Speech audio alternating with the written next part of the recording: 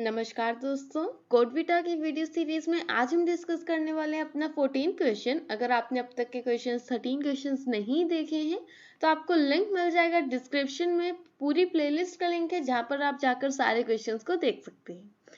अगर आप में से कोई भी स्टूडेंट इन्फीटीक्यू की वीडियो सीरीज भी देखना चाहते हैं तो उसका भी लिंक आपको मिल जाएगा और चैनल पर जाकर और आप फर्दर वीडियोज को भी एक्सेस कर सकते हो।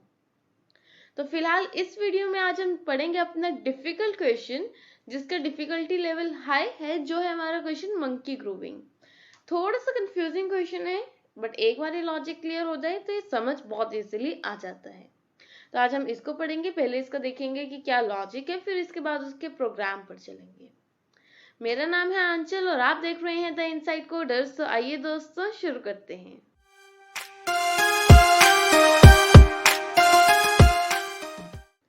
तो हमारे पास यहाँ पर क्वेश्चन गिवन है मंकी ग्रूविंग।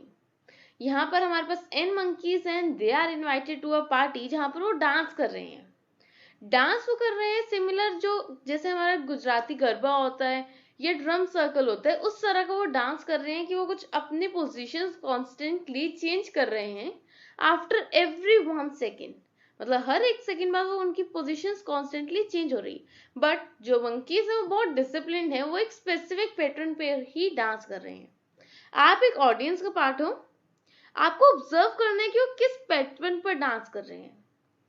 से अगर मेरे पास मैं कहती हूँ कि n मंकीज है और n की वैल्यू 6 है और जो मंकीज हैं वो इस तरह से खड़े हैं कि फर्स्ट मंकी थर्ड मंकी सबसे पहले खड़े, 6th मंकी सेकंड नंबर पर, 5th मंकी थर्ड नंबर पर, 4th मंकी 4th पर, फर्स्ट मंकी 5th पर और सेकंड मंकी 6th पोजीशन पर खड़ा है इनिशियली। तो कब ऐसी पोजीशन आएगी जब वो सारे डांस कर रहे होंगे और फर्स्ट पोजीशन पर फर्स्ट मंकी होगा, सेकंड पोजीशन पर सेकंड मंकी होगा, थर्ड पर थर्ड, फोर्थ पर फोर्थ एंड सो ऑन। तो हमें वो बताना है कि कितने मिनट्स कितने सेकंड्स बाद, मतलब कितनी बार ऐसा पास चलेगा कि उसके बाद वो अपने करेक्ट पोजीशन पर आ जाएंगे। सो बस यही है हमारे क्वेश्चन का जो है मेन क्वेश्चन।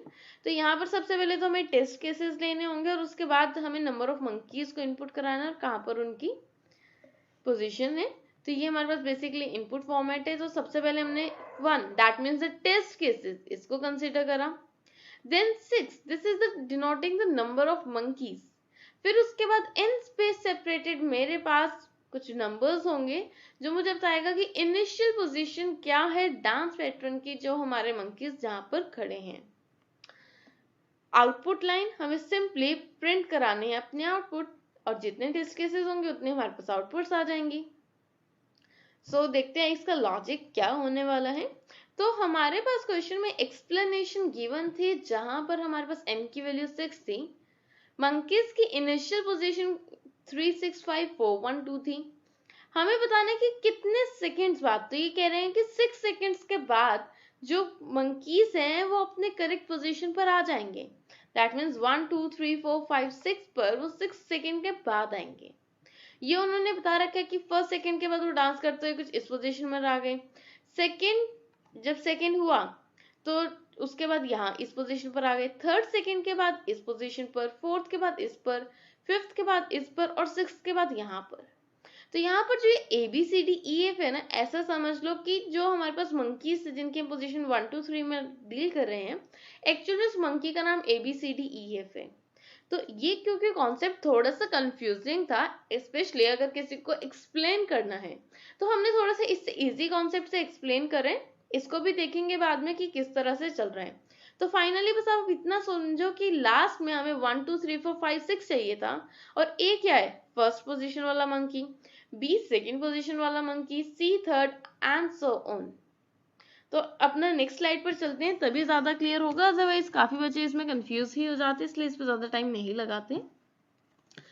हमें क्या चाहिए कि ओरिजिनल पोजीशन इस तरह से हो कि फर्स्ट मंकी फर्स्ट पोजीशन पर हो, सेकंड मंकी सेकंड पोजीशन पर हो, थर्ड मंकी थर्ड पर, फोर्थ पर and so on. So basically this is our original position. यहाँ पर ना हम एक फॉर्मूला यूज करने वाले हैं जो ये कुछ इस तरह से है, बिकॉज हम आगे बहुत ज्यादा यूज करेंगे। इसी फॉर्मूला से एक तरह से सारा क्वेश्चन सॉल्व हो रहा है, तो मैंने सोचा कि उन्हें इसको पहले लॉजिक के टाइम पर ही बता दिया जाए। तो अब क्या कह रहे हैं हम कि जो y ऑफ ith मतलब ith पोजीशन पर जो y एक हमारे पास लिस्ट है, बेसिकली एक एरे है, जो ith इंडेक्स पर पड़ा है हमारे पास y में एलिमेंट, उसको मुझे प्लेस कराना है एक z नाम की एरे में। कहाँ पर? x ऑफ ith एलिमेंट पर। मतलब x का जो ith पोजीशन है उस पे जो एलिमेंट है उस पे से एलिमेंट है 3, तो z के थर्ड लोकेशन पर y की वो ith वैल्यू को इंसर्ट कराना है। चलो देखते हैं, उससे थोड़ा जल्दी क्लियर होगा। तो सबसे पहले मेरे पास में यहाँ पर 3 एरेज होने वाले हैं। The very first is x, second one is y and third one is z। सबसे पहले हमारे पास x, और x क्या है? जो हमने यूजर से इनपुट लिया था। तो इस केस में यूजर ने क्या इनपुट दिया था कि उसकी इनिशियल पोजीशंस क्या है? 3, 6, 5, 4, 1, 2। फिलहाल मैंने इसके आगे 0 इसलिए लगाया बिकॉज हमें पता है कि जब भी हम एक लिस्ट को स्टार्ट करते हैं तो डिफॉल्ट वैल्यू 0 से उसका इंडेक्स स्टार्ट करता है। बट क्योंकि 0 से स्टार्ट कर रहे हैं तो मुझे हर जगह i-1 इस तरह के इंडिसेस को यूज करना पड़ता, तो मुझे फिलहाल थोड़ा सा इजी नहीं लगता। तो इसलिए फिलहाल मैंने यहाँ पर 0 खुद से ही इंसर्ट करा दिया कि मैं अपना इंडेक्स सिंपली 1 से लेकर n तक चलाऊंगी। अब सबसे पहले y की वैल्यू क्या होगी? The initial value of y will be 1, 2, 3, 4, 5, 6। हमेशा x, y और z में हम आगे 0 को खुद से अपेंड कर रहे हैं, जस्ट कि हमें वो इंडेक्स को एक्सेस करने में प्रॉब्लम ना हो। तो y की इनिशियल वैल्यू क्या थी? जो हमारे पास ओरिजिनल पोजीशन है हमारे मंकीज की, दैट मीन्स 1 से लेकर n तक जितने भी आपको नंबर ऑफ मंकीज गिवन थे। z हमें कंप्यूट करना है। कंप्यूट किस तरह से करना है? इस फॉर्मूला के थ्रू। तो फिलहाल तो मैंने क्या बताया कि 0 तो हम खुद से ही लगा रहे हैं, तो फिलहाल मैंने खुद से लगा दी। तो हमारा इंडिसेस कैसे चल रहे हैं? 0 से लेकर 6 तक चलना था, 0 पोजीशन पर 0 मैंने खुद से इंसर्ट कर दिया। फॉर्मूला क्या कहता था कि z के ith पोजीशन पर y का ith पोजीशन डालना है। तो हमें मतलब x का भी ith पोजीशन को एक्सेस करना है और y का भी। तो क्योंकि एक लूप में चल रहा है तो फिलहाल मेरे i की वैल्यू कितनी होगी? 1। तो मैंने जैसे ही लिखा z के x ऑफ 1 पर y ऑफ 1 को इंसर्ट कराना है, तो अब होगा क्या? जो हमारे पास z के x ऑफ फर्स्ट पोजीशन पर है, x ऑफ फर्स्ट पर क्या है? 3, और y ऑफ फर्स्ट पर क्या है? फर्स्ट। तो ये कह रहा है कि जो z का थर्ड इंडेक्स है, मतलब x ith इंडेक्स है जो है 3, इस पर फर्स्ट मंकी को डाल दो। मतलब z कर 3 पर फर्स्ट को डाल दो। तो सिंपली हमने 1 को यहाँ पर सबसे पहले इंसर्ट करा दिया। तो फॉर्मूला क्या था? x ऑफ ith पोजीशन पर, मतलब z के जो x ऑफ i पर क्या था? 3, z की थर्ड पोजीशन पर सिंपली y की ith में जो भी वैल्यू है उसको इंसर्ट कराना था। तो आपको ये एक बारी कॉन्सेप्ट क्लियर हो जाए तो आपको ये सारा क्वेश्चन समझ आ चुका है। नेक्स्ट देखते हैं, थोड़ा जल्दी क्लियर होगा। अब हमें क्या करना था? z के x ऑफ ith पोजीशन पर y ऑफ ith पोजीशन को करना है। तो i की वैल्यू फिलहाल इंक्रीमेंट होकर हो चुकी है 2। तो अब z के 6th पोजीशन पर 2 को डालना है, मतलब इस 6th पोजीशन पर 2 को हमने इंसर्ट करा दिया। फिर 5th पोजीशन पर 3rd को डालना है, मतलब 5th पोजीशन पर हमने 3rd को इंसर्ट करा दिया। 4th पोजीशन पर 4 को डालना है, तो 4th पोजीशन पर 4 को डाल दिया। फर्स्ट पोजीशन पर 5th मंकी होना चाहिए, तो z के फर्स्ट पोजीशन पर 5th मंकी आ गया। सेकेंड पोजीशन पर 6th मंकी होना चाहिए, तो z के सेकेंड पोजीशन पर 6th मंकी आ गया। तो इस तरह से हमारा फर्स्ट पास चला, बट स्टिल जो हमारे पास z था ये भी हमारी ओरिजिनल पोजीशन में तो नहीं आई डांस करके। मतलब वो इन्होंने एक सेकेंड मतलब एक पास चल चुका है, बट स्टिल वो डांस करके अपने करेक्ट पोजीशन पर नहीं है। As z is not equal to the original position, मतलब अभी हमें आगे काम करना पड़ेगा और हम यही काम को रेपिटेशन में करने वाले हैं। देखते हैं कैसे। तो हमारे पास क्या हुआ? तो जो हमारे पास जब अगर मेरा z और ओरिजिनल पोजीशन इक्वल नहीं है तो y में ना मैं लेटेस्ट z की वैल्यू को इंसर्ट करा देती हूँ। मतलब y में वैल्यू आ चुकी है 0, 5, 6, 1, 4, 3, 2 जो पिछले पास के z की वैल्यू थी। x मैंने क्या बताया था? जो यूजर ने इनपुट कराया था, यूजर ने तो एक ही बार इनपुट कराया था, तो वो हर बार जितने मर्जी पासेस चला लो सेम ही रहने वाला है। तो x की वैल्यू मैंने सिंपली डाल दी 3, 6, 5, 4, 1, 2। z ऐसा था एरे जो हम खुद से कंप्यूट करते हैं। सबसे पहले तो हम 0 खुद से लगा देते थे, हम काम करते थे अपना 1 से। मतलब z के थर्ड इंडेक्स पर 5 को इंसर्ट कराना है, थर्ड इंडेक्स पर 5 इंसर्ट करा दिया, सिक्स्थ इंडेक्स पर 6 को इंसर्ट कराना है, सिक्स्थ इंडेक्स पर 6 मंकी आ गया, फिफ्थ इंडेक्स पर फर्स्ट मंकी आना चाहिए, तो फिफ्थ इंडेक्स पर फर्स्ट मंकी आ गया। किस तरह से चल रहे हैं? Again we are using the same formula only, z के x ऑफ ith पोजीशन पर y ऑफ ith को इंसर्ट करा दो।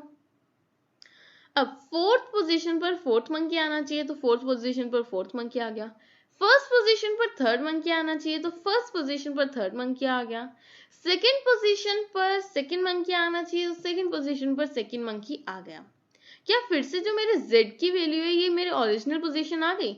नहीं, ये तो अभी भी 1 2 3 4 5 6 नहीं आई है।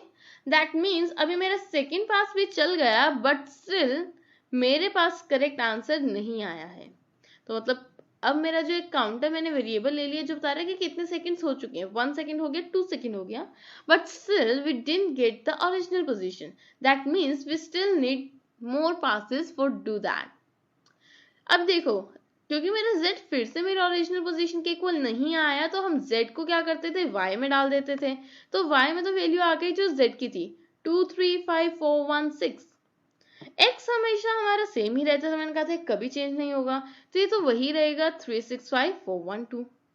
z वो होता था जो हम खुद से कंप्यूट करते थे, तो कैसे कंप्यूट करते थे? थर्ड लोकेशन पर थर्ड डाल दो, तो थर्ड लोकेशन पर थर्ड डाल दिया, सिक्स्थ लोकेशन पर सेकेंड डाल दिया, x ऑफ ith लोकेशन पर y ऑफ ith को इंसर्ट करा रहे थे z एरे के, तो फिफ्थ लोकेशन पर 5 को डाल दो, 5 को डाल दिया, फोर्थ लोकेशन पर 4 को डाल दो, 4 को डाल दिया, फर्स्ट लोकेशन पर 1 को डाल दो, 1 को डाल दिया, सेकेंड लोकेशन पर 6 को डाल दो, 6 को डाल दिया।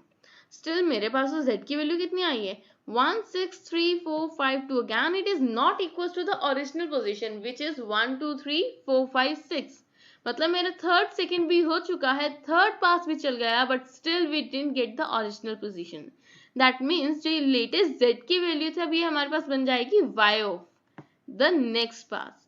x तो सेम ही रहना था, z ऐसा था जो हम कंप्यूट कराते थे, तो ये हमारा है फोर्थ सेकंड वाला काम। सबसे पहले क्या करना था? थर्ड लोकेशन पर फर्स्ट को इंसर्ट कराना था, फर्स्ट मंकी को, थर्ड लोकेशन पर फर्स्ट मंकी आ गया, सिक्स्थ लोकेशन पर 6 मंकी आना चाहिए था, आ गया, फिफ्थ लोकेशन पर थर्ड मंकी आना चाहिए था, फोर्थ लोकेशन पर फोर्थ मंकी आना चाहिए था, फर्स्ट लोकेशन पर फिफ्थ मंकी आना चाहिए था, और सेकंड लोकेशन पर सेकंड मंकी आना चाहिए था।